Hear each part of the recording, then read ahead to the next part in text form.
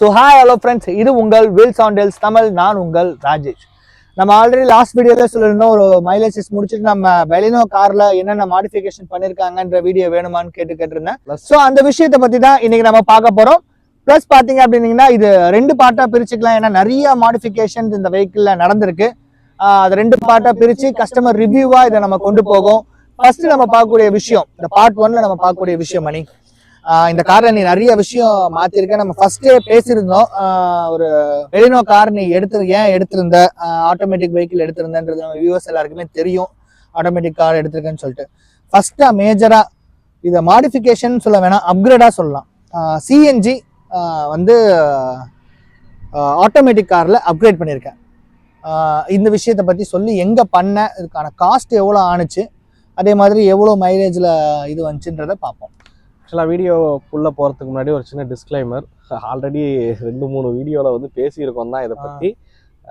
But இருந்தாலும் ராஜேஷோட சேனலில் இதை பற்றி பேசினா மேபி இந்த யூஸ்ட் கார் வாங்கக்கூடிய நபர்கள், ஏன்னா அவரை ஃபாலோ பண்ணுற நிறைய பேர் யூஸ்ட் கார் ரிலேட்டடாக பார்க்குறீங்க.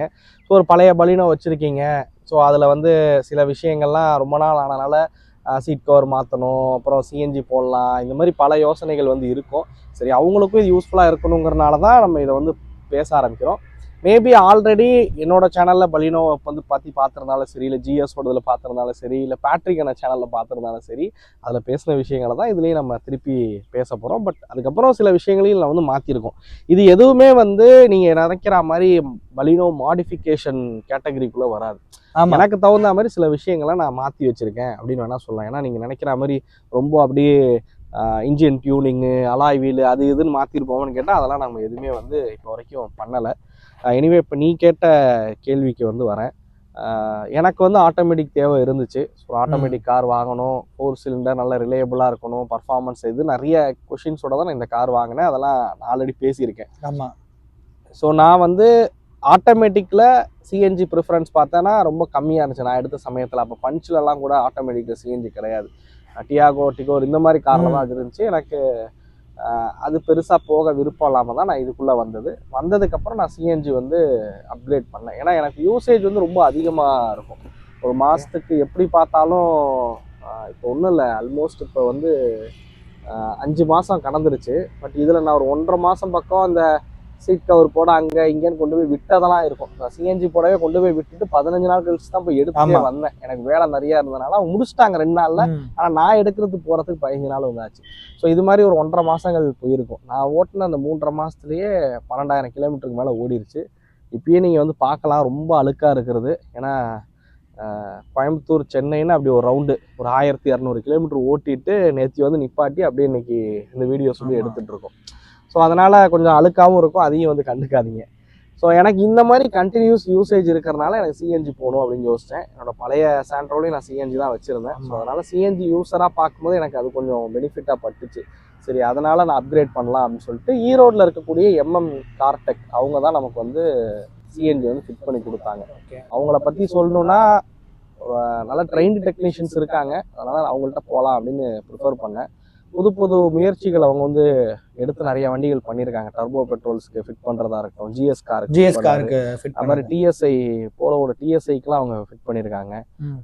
ஸோ அதனால ஆட்டோமேட்டிக்னும் போது அதில் கேலிப்ரேஷன் கொஞ்சம் நல்லா இருக்கணும் போது அவங்க நிறைய ஆட்டோமேட்டிக் கார்ஸுக்கு பண்ணியிருக்கன்ற காரணத்தினால நான் பலினோ வந்து ஆட்டோமேட்டிக் எடுத்து அவங்கள்ட்ட சிஎன்ஜி போட விட்டேன். சரி, இப்போ இந்த சிஎன்ஜிலே வந்து நிறைய பேருக்கு நிறைய கேள்வி இருக்கும். சிஎன்ஜி ஃபிட் பண்ணுறதுக்கு மேஜராக ஃபர்ஸ்ட் காஸ்ட், இப்போ கம்பெனி ஃபிட்டடாக பார்த்தீங்கன்னா ஒரு 1 lakh to 1.5 lakhs வருது. ஆனால் வந்து ஒரு மிட் ரேஞ்ச் காருக்கு மட்டும்தான் சிஎன்ஜி அப்கிரேடெல்லாம் வரும். டாப் வேரியன்ட் நீ டர்போலாம் போனேன்னா சிஎன்ஜி கிடையாது. ஸோ மிட் காருக்கு மட்டும் தான் வரும். அதுவும் மேனுவலில் தான் மோஸ்ட் ஆஃப் காரில் வருது. இப்போ தான் 2-3 காருக்கு ஆட்டோமேட்டிக்கில் வருது. இப்போது சிஎன்ஜியோட காஸ்ட்டு இப்போ கம்பெனி ஃபிட்டட் இல்லாமல் நம்ம போய் வெளியில் ஃபிட் பண்ணுறதுனால வரக்கூடிய செலவு எவ்வளோ ஆணுச்சு? காஸ்ட் பற்றி பேசும்போது நான் இப்பயே ஒரு விஷயம் வந்து சொல்லிடுறேன். நான் எந்த வீடியோலையும் சொல்லலை, அதை நான் சொல்லிடுறேன். நிறைய பேர் காஸ்ட் கேட்குறாங்க. எனக்கு இந்த எம்எம் ஈரோடெக்காக இருக்கட்டும், கார் ப்ளஸ்ஸாக இருக்கட்டும், ஹாரிஸ் கார் சீட் கவர்ஸாக இருக்கட்டும், இவங்க எல்லாமே வந்து ரொம்ப வருடமாக பழக்கமாக உள்ளாட்கள். ஸோ சேனல் வச்சுருக்கோன்னும் போது ஏதோ ஒரு சமயங்களில் அவங்களை மீட் பண்ணுறது பேசுறதுன்னு ஒரு 3-4 வருஷமாக அவங்க எனக்கு வந்து பழக்கமாக இருக்காங்க. ஸோ அதனால் மித்தவங்களுக்கு சார்ஜ் பண்ணுறதை விட எனக்கு கொஞ்சம் கம்மியான அமௌண்ட்லாம் வாங்கிப்பாங்க. அதனால் எக்ஸாக்டாக இவ்வளோ தான் வரும்னு சொல்ல முடியாது. பட் இருந்தாலும் எவ்வளோ வருங்கிறத வேல்யூ தான் நான் சொல்ல போகிறது. எல்லாமே அப்ராக்சிமேட் வேல்யூ தான். சிஎன்ஜி வந்து நீங்கள் ஃபேக்ட்ரி ஃபிட்டடாக எடுத்தீங்கன்னா 1 lakh பக்கம் கூடுதலாக வரும். நீங்கள் பலினோட டெல்டா போகிறதுக்கும் மேனுவல் டெல்டா போகிறதுக்கும் மேனுவல் டெல்டா சிஎன்ஜி போகிறதுக்கும் பார்த்தா அப்படின்னா 1 லட்ச ரூபா பக்கம் கூட வரும். இது எந்த கார் போனாலும் இந்த 1 lakhன்றது வருது. ஃபேக்ட்ரி ஃபிட்டடாக போகிறதுனால நிறைய அட்வான்டேஜஸ் இருக்குதான், நான் இல்லைன்னு நான் சொல்லல. பட் இதை வெளியில ஃபிட் பண்ணும்போது 55,000 60,000 ரூபாயிலேயே நம்மளால பண்ண முடியும். 60-65 அதுக்குள்ளேயே பார்த்தோன்னா பண்ண முடியும். சில நேரங்கள்ல சிஎன்ஜி கார்ஸுக்கு ஃபேக்டரியிலே அதாவது ஷோரூம் சைட்லேயே ஆஃபர் கொடுக்குறாங்க. உதாரணத்துக்கு பலினோ எடுத்த சமயங்கள்ல பெட்ரோல் எடுத்தோம் அப்படின்னா 20,000 ரூபா ஆஃபரு, சிஎன்ஜி எடுத்தா 40,000 ரூபா ஆஃபர்லாம் சொன்னாங்க இருந்துச்சு. ஸோ அப்படி பார்க்கும்போது ஃபேக்ட்ரி ஃபிட்டடாக போகிறதுக்கும் நம்ம வெளியில் ஃபிட் பண்ணுறதுக்கும் ஒரு 15-20,000 வித்தியாசத்துலேயே நம்ம கம்பெனி ஃபிட்டட் வாங்க முடியும். பட் என்னோட ரெக்குவயர்மெண்ட் ஆட்டோமேட்டிக்ன்றனால நான் வந்து போனேன். பட் எல்லாரையும் அப்படி வெளியில் போடுங்கன்னு நான் சொல்ல மாட்டேன். ஸோ எல்லாரும் வந்து நீங்கள் எடுத்துகிட்டு வெளியில் போட்டுங்க உங்களுக்கு மிச்சமாகும்லாம் நான் சொல்ல மாட்டேன். எப்படி நீங்கள் வெளியில் போய் ஒரு 60,000 செலவு பண்ண போகிறீங்க, அதுக்கு மேற்கொண்டு ஒரு 20,000 கூட கொடுத்தாலே நமக்கு ஃபேக்ட்ரி ஃபிட்டடாக கிடைக்குதுன்னா அதை ப்ரிஃபர் பண்ணுறது ரொம்ப நல்லது அப்படிதான் நான் சொல்லுவேன். தென் வந்து சிஎன்ஜி காருக்கு இப்போ ஃபேக்ட்ரி ஃபிட்டடாக இருக்க சிஎன்ஜி காரில் பார்த்தீங்கன்னா மீட்டர்லேயே வந்து சிஎன்ஜியோட ஆவரேஜ் காட்டும். ஆனால் நம்ம காரில் பொறுத்த வரைக்கும் பார்த்தீங்கன்னா நமக்கு தனியாக சுவிட்ச் கொடுத்துருப்பாங்க, அதில் தான் செக் பண்ண முடியும். பாயிண்ட் கரெக்ட், நான் அதை தான் சொல்ல வரேன். ஃபேக்ட்ரி ஃபிட்டடாக வரும்போது நிறைய அட்வான்டேஜஸ் இருக்குது. நான் வந்து இந்த கார் ஃபேக்ட்ரி ஃபிட்டடாக எடுக்கிறேன் அப்படின்னா ரெஜிஸ்ட்ரேஷனை ஷோரூம் பார்த்துப்பாங்க, நான் கொண்டு போய் விட்டு அலையணுன்ற அவசியம் கிடையாது. அதே மாதிரி இந்த கிளஸ்டரில் பார்த்தீங்கன்னா எவ்வளோ ரேஞ்ச் கொடுக்குது, எவ்வளோ சிஎன்ஜிக்கு எவ்வளோ தூரம் போகலாம் அப்படிங்கிற எல்லாமே அதுலேயே வந்து காட்டும். ஸோ அதெல்லாம் வந்து ஒரு அட்வான்டேஜ் தான். ரெண்டாவது வேரண்டி இஷ்யூஸ். ஸோ ஃபேக்ட்ரி ஃபிட்டடாக எடுத்துட்டோம்னா வேரண்டியில் எந்த பிரச்சனையும் இருக்காது.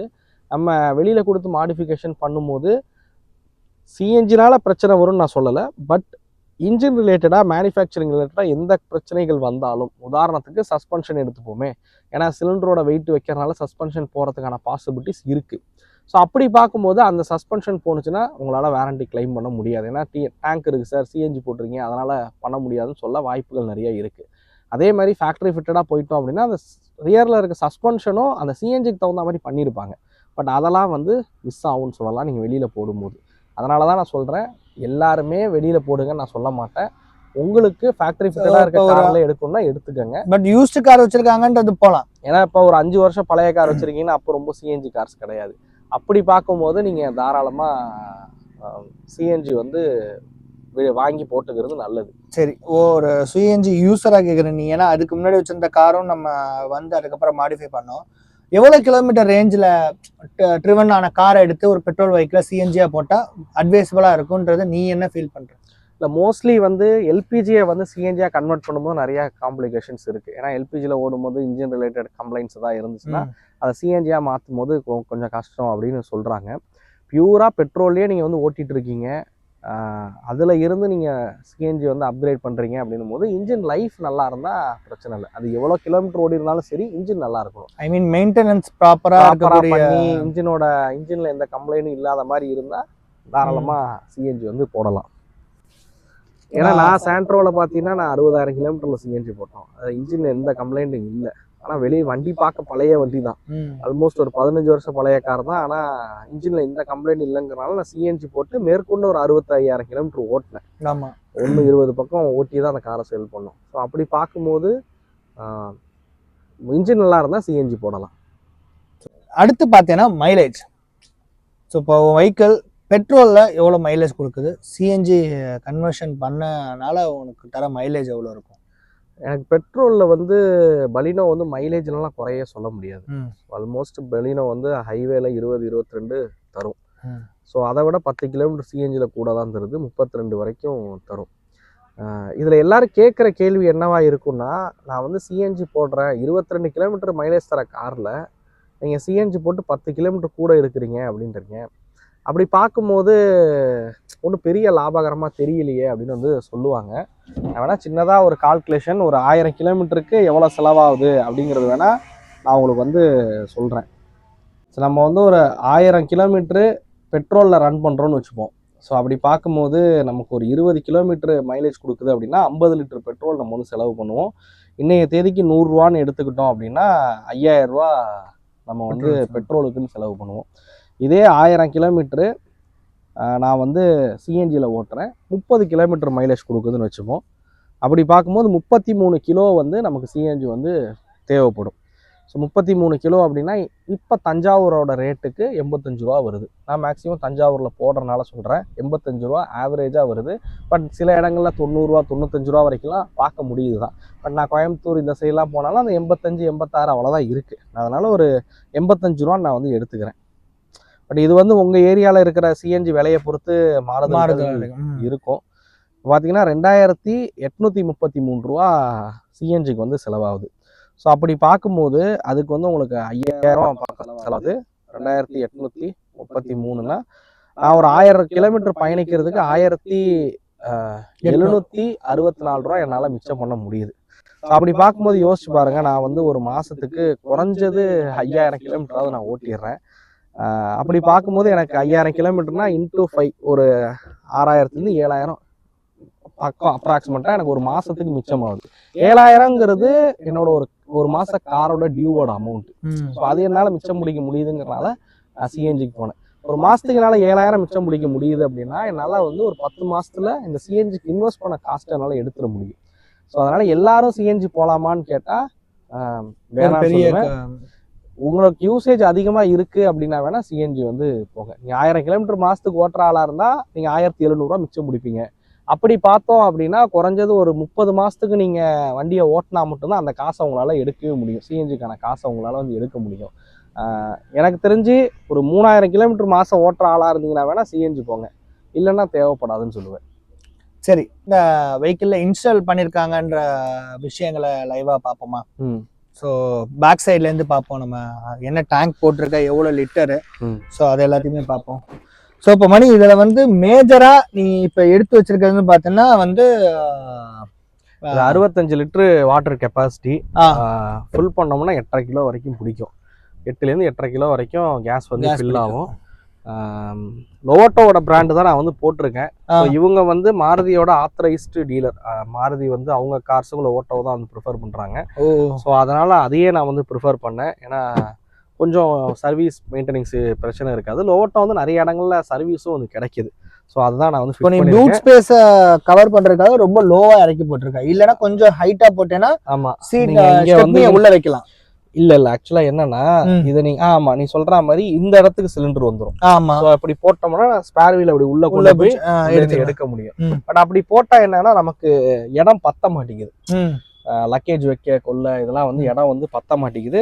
எனக்கு வந்து நான் பெருசா நான் பழைய சாண்ட்ரோலே நான் ஸ்பேர் வீல் யூஸ் பண்ண மாட்டேன். ஸோ அதனால ஸ்பேர் வீலை நானே கழட்டிட்டேன். இப்போ நிறைய கார்ல சிஎன்ஜி கார்ல ஸ்பேர் வீலே கொடுக்கறது இல்லை. பட் அதனால நானும் என்ன பண்ணிட்டேன், ஸ்பேர் வீலை வந்து கழட்டிட்டு ஸோ அந்த இடத்துல சும்மா இப்போ நம்ம உட்காந்துருந்தோம்ல இந்த சேரை வந்து உள்ள போட்டு வச்சிருப்பேன். சரி எங்கேயா போனா உட்காரத்துக்கு தேவைப்படுமேன்னு சொல்லி ஒரு 4 சேர் வந்து கிடக்கும் உள்ள பார்த்தீங்க அப்படின்னா. அதுக்கு மேலே வந்து பேக்லாம் எனக்கு வைக்கிறதுக்கு கரெக்டாக இருக்கும். நான் ஆல்ரெடி ஒரு ஷார்ட்ஸ் வீடியோ நம்ம சேனலில் கூட இருக்குது, எவ்வளோ பேக் வைக்க முடியுது அப்படின்னு. ஒரு ஆவரேஜாக ஒரு 3 பேர் 4 பேருக்கான பேக்கை வந்து வைக்க முடியுது. ஒரு 100 லிட்டரு உனக்கு வந்து ஸ்டோரேஜ் வந்து குறையுதுன்னு சொல்லலாம் இந்த டேங்க் வச்சதுக்கப்புறம். சரி, ஸ்பிட் அதாவது டுவியல் டேங்க் தான் பிளானாக சொல்லியிருந்தேன். ஏன் அதை இப்போ சிங்கிள் டேங்காக சேஞ்ச் பண்ணிட்டேன்? ஆக்சுவலாக டூயல் டேங்க்ல ஒரு 2 பிரச்சனை இருக்குது. ஒன்று ஸ்டோரேஜ் ரொம்ப குறைஞ்சிருது, ஸ்பேர் வீல் வைக்கவும் இடம் இல்லை. இப்போ இதுலையாவது நம்ம வந்து ஸ்பேர் வீல் அப்படி உள்ள தூக்கி போட்டு போகலாம், அதில் வந்து உள்ள வைக்கவே முடியாத மாதிரி இருந்துச்சு. நான் ட்ரை பண்ணியிருக்கேன், இங்கே ஸ்க்ரூ பண்ணியிருக்காங்க. ரைட், ஆமாம், அதான் சொன்னேன். இந்த டூயல் சிலிண்டருக்கு வச்சுலாம் பார்த்து தான் ஃபர்ஸ்ட் பண்ணதே. வச்சு நம்ம சேனல்ல ஓட்டிலாம் வந்து பார்த்தோம். பட் இது இங்கே வரனால என்ன ஆயிடுதுன்னா இதுக்கு மேலே ஸ்பேர் வீலை வைக்க முடியல. ஸ்பேர் வீல் இவ்வளோ தூரத்தில் இருக்குது. சரி அதை நிமித்தி இப்படி வைக்கணும்னு பார்த்தாலும் இவ்வளோ தூரத்தில் இருக்குது. ஸோ அப்போ நம்ம ஸ்பேர் வீலை யூஸே பண்ண முடியல. அப்படி இருக்கும்போது அது எதுக்கு, சரி கலட்டிடுவோம் அப்படின்னு சொல்லிட்டு கழட்டிட்டேன். ரெண்டாவது 2 சிலிண்டர் ஏற்றும் போது இன்னும் அதிகமாகிடும். ஸோ அதனால அது வேணாம் அப்படின்னு சொல்லி டிசைட் பண்ணேன். பட் இப்போ இதில் வந்து நம்ம சஸ்பென்ஷன் எதுவும் மாடிஃபிகேஷன் பண்ணலை, இப்போ வரைக்கும் பண்ணலை. பட் மேபி ஃபியூச்சரில் தேவைப்படும் நினைக்கிறேன். இப்போ 2 பேராக போகிறோம், அதிகம் 2 பேர் தான் ட்ராவல் பண்ணுவோம். அதனால இப்போ வரைக்கும் தேவைப்படலை. இவ்வளவு இது இந்த வால்வு மீட்டர்ஸ் எல்லாமே ஃப்ரண்ட் சைடில் தான் இருக்கும். ஆமாம், இதை இது ஆக்சுவலாக வந்து நீங்கள் பார்க்கலாம், இது 5 mm திக்னஸ் இருக்கக்கூடிய சிலிண்டர் இது. ஸோ இது வந்து நிறைய பேர் வெடிக்குமா கொள்ளுமாலாம் கேள்வி கேட்பாங்க. இது என்ன வெள்ளை வெள்ளையாக இருக்குன்னு நீங்கள் கேட்கலாம். இது என்ன அப்படின்னா கேஸ் லீக்கேஜ் ஆகுதான்னு சொல்லி சோப் தண்ணி வச்சு டெஸ்ட் பண்ணுவாங்க. அதனால் அது வந்து வெள்ளை வெள்ளையாக இருக்குது. பட்டு தொடச்சிட்டிங்க அப்படின்னா இது வந்து போயிடும். 5 mm திக்னஸ் இருக்க சிலிண்டரு. ஸோ அதனால் ஒரு 300 பார் 350 பார் ப்ரெஷராக இருந்தாலும் அந்த ப்ரெஷரை தாங்கக்கூடியது தான். ஸோ அதனால் அதில் எந்த ஒரு பிரச்சனையும் இருக்காது. ஸோ அப்படியே நம்ம ஃப்ரண்ட்டுக்கு வரும். ஸோ இது ஒரு 1.2 litre inline 4 NA petrol engine, 1200 CC, 113 Nm of torque, 89 PS power வந்து ப்ரொடியூஸ் பண்ணக்கூடியது. ஸோ இண்டஸ்ட்ரியில் இருக்கக்கூடிய பெட்ரோல் இன்ஜின்லேயே நல்ல ரிஃபைனான ரிலையபிளான ஒரு இன்ஜின் சொல்லலாம். பர்ஃபார்மன்ஸும் நீங்கள் மித்த 1.2 காட்டிலும் இது கொஞ்சம் நல்லாவே இருக்கும் பர்ஃபார்மன்ஸ் பொறுத்த வரைக்கும். ஃப்ரான்ஸ் யூஸ் பண்ணுறதுனால அதை பற்றி தெரியணுன்ற அவசியம் இல்லை. பட் பார்க்குறவங்களுக்கு புரிஞ்சுக்கணுன்றதுக்காண்டி சொன்னேன். ஸோ இதில் என்ன பண்ணியிருக்காங்க அப்படின்னு பார்க்கலாம். இதில் சடனாக பார்த்தீங்கன்னா இதில் சிஎன்ஜி என்ன பண்ணியிருக்காங்க எதுவுமே இல்லையே அப்படிங்கிற மாதிரி தோணும். ஸோ இந்த இடத்துல நீங்கள் வந்து பார்க்கலாம், இது வந்து ப்ரெஷர் ரிடியூசர் இது. ஸோ அதில் வந்து ப்ரெஷர் கேஜ் வந்து இருக்கிறத பார்க்க முடியும். ஸோ எவ்வளோ கேஸ் இருக்குன்றதை இதில் பார்த்துக்க முடியும். ஸோ இதில் வந்து உங்களுக்கு வந்து இன்ஜெக்டர்ஸ்க்கு வந்து ECM வந்து ஃபிட் பண்ணியிருப்பாங்க. ஸோ ஏன் இதில் இன்னொரு ECM ஃபிட் பண்ணுறாங்க அப்படின்னு கேட்டிங்கன்னா, உங்களுக்கு பெட்ரோலோட ECM பார்த்தேன் அப்படின்னா உங்களுக்கு வந்து பெட்ரோலோட இந்த ஃபயரிங் ஆர்டர்னு சொல்லி இன்ஃபர்மேஷன் வந்து கொடுக்கும். ஸோ பெட்ரோலோட இன்ஃபர்மேஷனை வாங்கிக்கிட்டு அதுக்கு தகுந்த மாதிரி இந்த ECM என்ன பண்ணா சிஎன்ஜியை உள்ள வந்து ஸ்ப்ரே பண்ணிடும். ஸோ இதுதான் மேஜராக. இது வந்து உனக்கு கம்பெனி ஃபிட்டடாகவே வரும். எல்லாமே அந்த கிளாம்ப்லாம் கரெக்டாக கொடுத்து ஃபிக்ஸ்டாக பண்ணி கொடுத்துருக்காங்க. ஆக்சுவலாக வந்து அதான் நான் சொன்ன மாதிரி ECMலேருந்து வர இன்ஃபர்மேஷன் எடுத்துக்கிட்டு அதுக்கு தகுந்த மாதிரி சிஎன்ஜி இன்ஜெக்டர் வந்து உள்ளே வந்து ஸ்ப்ரே பண்ணிடும். நிறைய பேர் நினைப்பாங்க பெட்ரோல் இன்ஜெக்டர் வந்து அப்போ உள்ளே இருக்குமே அது டேமேஜ் ஆகுமான்னு. பெட்ரோல் இன்ஜெக்டரை கட் ஆஃப் பண்ணிவிட்டு சிஎன்ஜி இன்ஜெக்டர் தான் உங்களுக்கு உள்ளே ஸ்ப்ரே பண்ணும். இங்கே வந்து பார்க்கலாம் அதோட இன்ஜெக்டர்ஸ் எல்லாம் இருக்கிறது. ஸோ இங்கே வந்து பார்க்க முடியும். ஸோ இது வந்து சிஎன்ஜியோட இன்ஜெக்டர்ஸு. நேற்று கூட ஒருத்தர் பேசும்போது சொன்னார், சார் சிஎன்ஜியில் வந்து இன்ஜெக்டர் பிரச்சனை வருமாமே அப்படின்னாரு. பெட்ரோலோட இன்ஜெக்டரோட காஸ்ட் பார்த்தீங்க அப்படின்னா ஒரு 12,000 ரூபா ஒரு இந்த மாதிரி பலினோ மாதிரி வண்டிக்கு வந்து ஆகும். பட் சிஎன்ஜியோட இன்ஜெக்டர் வந்து ஒரு 3,000-4,000 ரூபா தான் ஆகும். அப்படியே சிஎன்ஜி வண்டியில் இன்ஜெக்டர் பிரச்சனை வருது அப்படின்னாலும் சிஎன்ஜி இன்ஜெக்டர் தான் ப்ராப்ளம் ஆகும் தவிர பெட்ரோலோட இன்ஜெக்டர் வந்து ப்ராப்ளம் ஆகாது. ஆனா அது வந்து எப்படியா இருந்தாலுமே வந்து ஒரு தடவையாவது நம்ம வந்து பெட்ரோலை டிரைவ் பண்ணணும், லாங் டைம் அப்படியே பியூர் சிஎன்ஜில டிரைவ் பண்ணக்கூடாதுன்ற மாதிரிலாம் சொல்றாங்களே. அது உன்னோட வந்து சிஎன்ஜி வந்து ஒரு ட்ரை கேஸ். கேஸ் வந்து ரொம்ப ட்ரையான ஒரு கேஸு. ஸோ அதனால என்ன ஆகும்னா உள்ள வந்து லூப்ரிகேஷன் வந்து சரியா இருக்காது அப்படின்னு சொல்றத கருத்துக்கள் வந்து இருக்குதான். பட் என்னன்னா நான் வந்து பொதுவாக என்ன பண்ணுவேன் அப்படின்னா லாங் ரைட்ஸ் சிட்டிக்குள்ளே ஓட்டும் போது வண்டியை ஆஃப் பண்ணுறோம், அப்போ பெட்ரோலில் தான் வண்டி ஸ்டார்ட் ஆகுது, கொஞ்ச நேரம் பெட்ரோலை ஓடிட்டு சிஎன்ஜி மாறுது. ஸோ அதனால் அது வந்து நடந்துக்கிட்டே இருக்கும்னு வச்சுக்கோமே சிட்டிக்குள்ளே ஓட்டும் போது. இதே ஹைவே நான் வந்து போயிட்டுருக்கேன் அப்படின்னா 100 கிலோமீட்டருக்கு ஒன்ஸ் நான் வந்து பெட்ரோலில் மாற்றி ஓட்டுவேன். பெட்ரோலில் மாட்டி ஒரு 15 கிலோமீட்டர் 20 கிலோமீட்டர் ஓட்டுவேன். அதுக்கப்புறம் திரும்ப சிஎன்ஜிக்கு வந்து மாற்றுவேன். அப்படி இல்லையா நான் வந்து சிஎன்ஜி பங்கை தேடி நிறுத்தாமல் பெட்ரோல் கொஞ்சம் இருக்கும் சிஎன்ஜி போடுவேன். சிஎன்ஜி காலியான உடனே அடுத்த எப்படியும் 50 கிலோமீட்டர் தாண்டி தான் ஸ்டேஷன்ஸ் ஏதாவது இருக்கும், ஒரு 30-40 கிலோமீட்டர் தாண்டி அப்படியே போகும்போது அது பெட்ரோலே ஓட்டிட்டு போய் நான் போடுறது ஒரு வழக்கமாக வச்சுருப்பேன். அப்புறம் ரொட்டீனாக அப்பப்போ பெட்ரோலை வந்து பயன்படுத்துவேன். அடுத்து வந்து சிஎன்ஜினால ஸ்பார்க் பிளக் போயிடும் அப்படின்ற மாதிரி நிறைய கேள்விகள் இருக்கு. எனக்கு பர்சனலா கேட்டவங்களும் கூட இரிடியம் ஸ்பார்க் பிளக் பவர்ஃபுல்லா தான் போட்டாதான் வந்து தாங்கும், நம்ம நார்மல் ஸ்பார்க் பிளக் தாங்காது. இல்லை ஆக்சுவலாக ஸ்பார்க் பிளக்கை 10,000 கிலோமீட்டர் ஒன்ஸ் மாற்றுறது நல்லது சிஎன்ஜி பொறுத்த வரைக்கும். இரிடியம் போயிட்டா 30,000 கிலோமீட்டர் ஒன்ஸ் மாற்றலாம். பட் இந்த காரை பொறுத்த வரைக்கும் இரிடியம் தான் ஃபேக்ட்ரி ஃபிட்டடாகவே வரும். இந்த 1.2 லிட்டர் இன்ஜின் வந்து இரிடியம் தான் வந்து ஃபேக்ட்ரி ஃபிட்டடாக வருங்கிறனால எனக்கு அந்த பிரச்சனை இல்லை. பட் மாற்றுறது நல்லது தான். ஸ்பார்க் பிளக் அப்பப்போ மாற்றிக்கிறது ஒரு நல்ல விஷயம் தான். இந்த சிஎன்ஜிக்கும் பெட்ரோலுக்கும் நீ டிரைவிங்கில் ஏதாவது லேக் ஃபேஸ் பண்ணுறியா? நம்ம உட்காந்து பேசிடுவோம். வண்டி ஓட்டுறதுக்கு எப்படி இருக்குது அப்படின்னா சிஎன்ஜி பொறுத்த வரைக்கும் ஒரு 15% 20% பர்ஃபார்மன்ஸ் வந்து கம்மியாக தான் ஆகும். நீங்கள் எந்த சிஎன்ஜி கார் ப்ரௌச்சர் எடுத்து பார்த்தாலுமே அதை நீங்கள் உங்களால் பார்க்க முடியும். ஸோ பெட்ரோலில் இவ்வளோ பவர் டார்க்கு, சிஎன்ஜி போனால் இவ்வளோ பவர் டார்க்குன்றதை மென்ஷன் பண்ணியிருப்பாங்க. அது கண்டிப்பாக வந்து ஆக தான் செய்யும். இதுக்குமே அப்படி தான் இருக்குது. பட் என்னென்னா இனிஷியலில் ஓட்டும் போது ஒரு 60 கிலோமீட்டர் ஸ்பீடு வரைக்கும் ஓட்டும் போது இது பெட்ரோலில் ஓடுதா சிஎன்ஜியில் ஓடுதானே தெரியாது. ஸோ ஓரளவுக்கு ஈக்குவலான அந்த பர்ஃபார்மன்ஸ் தான் வந்து எனக்கு வந்து இருக்கு. நம்ம சாண்ட்ரோ தான் நிறைய டிஃப்ரென்ஸ் தெரியும். 30% வரைக்கும் லேக் வந்து தெரிஞ்சிச்சு. அது வந்து பழைய இன்ஜினு, ஸோ அது டெக்னாலஜிலாம் வேற. பட் இதை பொறுத்த வரைக்கும் அப்படி இல்லை. ஸோ ரொம்ப கம்மி தான். அந்த 60 வரைக்கும் நம்ம பெட்ரோலில் போதா சிஎன்ஜியில் போதான்ற பெரிய வித்தியாசமும் தெரியாது. டாப் அண்ட் பர்ஃபார்மன்ஸ் கம்மியாக இருக்கும். நீங்கள் வந்து ஒரு 0 to 100 டெஸ்ட் பண்ணால் கம்மியாக தெரியும். பட் நார்மலாக ஒரு நார்மல் யூஸராக நீங்கள் சிட்டிக்குள்ளே ஓட்டும்போது பெரிய வித்தியாசம் தெரியாது. நான் 60 வரைக்கும் எனக்கு பெரிய பிரச்சனையாக இருக்காது. நான் ஹைவேல வந்து ஒரு 80க்கு மேலே போயிட்டுருக்கேன். அப்போ வந்து நான் ஒரு ஓவர்டேக்லாம் எடுக்கும்போது ஆக்சலரேட் பண்ணுறேன் அப்படின்னும் போது அப்போ பிக்கப் கம்மியாக இருக்கிறது கொஞ்சம் தெரியும்னு சொல்லலாம் சிஎன்ஜியை பொறுத்த வரைக்கும். மித்தபடி அது பெரிய பிரச்சனையாக எனக்கு வந்து தெரியல. ஒரு மைலேஜ் வேணும் அப்படின்னா கொஞ்சம் பர்ஃபார்மன்ஸை சாக்ரிஃபைஸ் பண்ணி தான் ஆகணும். இப்போ நீ ஆல்ரெடி சொல்லியிருந்தா அது ஒரு 60 லிட்டர்ஸ் டேங்க்குன்னு சொல்லிட்டு, இப்போ 4லேருந்து 5 பேர் உட்காடுறோம், அவங்களோட லக்கேஜ்லாம் கொண்டு போகிறோன்ற போது கண்டிப்பாக உரசுறது தட்டுறது அந்த மாதிரியான ப்ராப்ளங்களை ஃபேஸ் பண்ணியிருக்கேன். மேஜராக நம்ம போக மாட்டோம்னு வச்சுப்போம். பட் ஆனால் போகிற மாதிரி சுச்சுவேஷன் இருந்துச்சு. நீ, நான், பிரபா, நம்ம டீம் எல்லாருமே போயிருக்கோம். 5 பேர் போன அதெல்லாம் உண்டு தான். நான் எப்போவுமே இந்த காரை பொறுத்த வரைக்கும் நான் 5 சீட்டராக யூஸ் பண்ணுறதில்ல. 4 சீட்டர் கணக்கு தான் நான் வந்து வச்சு ஓட்டுவேன். பட் இப்போ வந்து சிலிண்டர் இருக்கனால ஒரு 5 சீட்டர் கணக்கு தான். ஸோ 5 பேர் உட்காந்துருக்க வெயிட்டுக்கு தான் ட்ராவல் ஆகுது. நான் ஆல்ரெடி ஒரு வீடியோவில் சஸ்பென்ஷன் எவ்வளோ இறங்குதுன்னு சொல்லி கூட காமிச்சிருந்தேன். 1 இன்ச் பக்கம் சஸ்பென்ஷன் வந்து சிஎன்ஜி போட்டதுக்கப்புறம் இறங்கி தான் வந்து இருக்குது. ஸோ இதனால் அடிப்படுமான்னு கேட்டால் அடிப்படுது தான். இது நார்மலாகவே ஃப்ரான்ஸ் எல்லாரும் போகிறதுக்கான முக்கியமான காரணம் பலினோவோட கிரவுண்ட் கிளியரன்ஸ் அதிகமாக இருக்குது அப்படிங்கிறது தான். இதில் வந்து கிரவுண்ட் கிளியரன்ஸ் கொஞ்சம் கம்மி. ஃபுல் லோடோட போகிறப்ப ஸ்பீட் பிரேக்கர் கொஞ்சம் கிராஸ் பண்ணி விடுற ஒரு சூழல் வந்து இருக்கும், அடிப்படும். ஸோ அதனால் அதை நீங்கள் பார்த்து தான் விடணும். அது நீங்கள் சிஎன்ஜி போட்டால் தான் ஆகுதான்னு கேட்டால் சிஎன்ஜி போட்டால் இன்னும் கொஞ்சம் அதிகமாக அடிப்படுது கொஞ்சம் ஸ்பீட் பிரேக்கரில். சிஎன்ஜி போடலனாலுமே பலினோ கிரவுண்ட் கிளியரன்ஸ் கொஞ்சம் கம்மியாக தான் இருக்குது. ஃபுல்லாக நீங்கள் சொன்னது கரெக்டு தான். என்னோட கார் வந்து பார்த்தேன்னு வச்சுக்கேன், சஸ்பென்ஷன் எல்லாமே ரொம்பவே சாஃப்டராக இருக்கும். வண்டி ஓட்டும் போது ஒரு ஸ்பீட் பிரேக்கில் விட்றோன்னா குதிக்கிற மாதிரி ஃபீல் ஆகும். நம்ம வேணா ஒன்று பண்ணுவோம். நம்ம சேனலில் ஆல்ரெடி இருக்குது ஃப்ரான்ஸ் விசஸ் பலினோன்னு வீடியோ இருக்குது.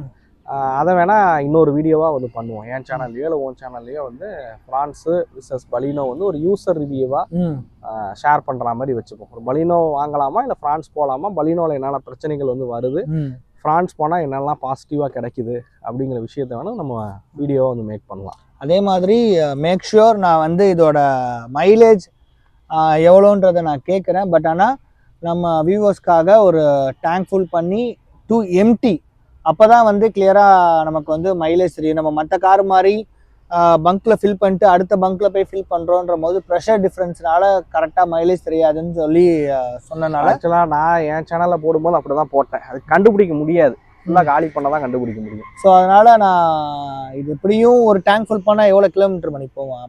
8.5 கிலோ போட்டோம்னா ஓடிடுது. சில நேரம் 260 268 இப்போ சென்னை போனேன், இப்போ போனேன்னு சொன்னேன்ல, 268 270 கிலோமீட்டர் வரைக்கும் ஓடி தான் வந்து ஆஃபே ஆச்சு. ஸோ நான் வந்து இங்கே ஃபுல் பண்ணிவிட்டு கொஞ்சம் லாங்காக போகும்போது நான் அதோட மேக் ஷூர் நான் அந்த வீடியோ போடுறேன். கரண்ட்டாக 8.5 லிட்டர், அதாவது எம்டியில் இருக்க வண்டியில் ஃபில் பண்ணால் எவ்வளோ கேஸ் பிடிக்குது இத்தனை பார் ப்ரெஷரில். ஸோ அதுலேருந்து நம்ம எவ்வளோ தூரம் வரைக்கும் ட்ராவல் பண்ணுறோம், அதனால எவ்வளோ மணி சேவ் பண்ணுறோம், எவ்வளோ மைலேஜ் கொடுக்குதுன்றதை கேட்டு தெரிஞ்சுப்போம். ஆவரேஜாக போனது வந்து 30லேருந்து 32 வரைக்கும் மைலேஜ் கொடுத்துருக்கு. ஸோ இந்த வீடியோவில் நான் நிறைய விஷயம் உங்களுக்கு ஷேர் பண்ணியிருப்பேன்னு நினைக்கிறேன். இந்த வீடியோ உங்களுக்கு பிடிச்சிருக்கா பிடிக்கலையான்றதை மறக்காமல் கமெண்ட் செக்ஷனில் கமெண்ட் பண்ணிட்டு போங்க. ஸோ இந்த வீடியோவில் நான் வெறும் சிஎன்ஜி மட்டும்தான் பற்றி பேசியிருக்கேன். அடுத்து இன்னும் நிறைய விஷயம் இந்த வெஹிக்கிளில் மாடிஃபிகேஷன் சொல்ல முடியாது, அப்கிரேட் நிறைய விஷயம் பண்ணியிருக்கோம். இல்லை, எனக்கு தகுந்த மாதிரி பண்ணியிருக்கோம். நீங்கள் மாடிஃபிகேஷன் வேணால் அப்படியே ரொம்ப இதாக எதிர்பார்க்க வேணாம். எனக்கு தகுந்த மாதிரி ஒரு சில விஷயங்களை இதில் மாற்றிருக்கேன். ஆனால் அவருக்கு சின்னதாக சொல்கிறாப்புல, ஆனால் வந்து நிறைய விஷயம்தான் இதில் சேஞ்ச் பண்ணியிருக்கோம். ஆனால் வெளியில் பார்த்தா தெரியாத மாதிரி ஒரு டீசென்ட் சேஞ்சாக இருக்கும், டீசென்ட் அப்கிரேடாக இருக்கும். ஒரு டாப் வேரியன்ட் காரில் என்னென்ன தேவைப்படுமோ அதெல்லாமே இதில் நம்ம அப்கிரேட் பண்ணியிருக்கோம். ஸோ அந்த வீடியோ கண்டிப்பாக இந்த வீடியோ போட்ட அடுத்த வீடியோவாக உங்களுக்கு ரிலீஸ் ஆகும். ஸோ பார்ட் 2 வீடியோ எத்தனை பேர் வெயிட் பண்ணிட்டு இருக்கீங்க அப்படின்றத கமெண்ட் செக்ஷனில் கமெண்ட் பண்ணிட்டு போங்க. வீடியோ உங்களுக்கு பிடிச்சிருக்குன்னு சொல்லி நான் நம்புறேன். இது போல யூஸ்டு கார் கண்டென்ட் போடக்கூடிய நம்ம சேனலை மறக்காமல் சப்ஸ்கிரைப் பண்ணிக்கங்க, கூடவே அந்த பெல் ஐக்கானையும் ப்ரெஸ் பண்ணிக்கங்க. ஸோ அன்டில் தென், நான் உங்கள் ராஜேஷ், இது உங்கள் வீல்ஸ் ஆன் டீல்ஸ் தமிழ். நன்றி, வணக்கம்.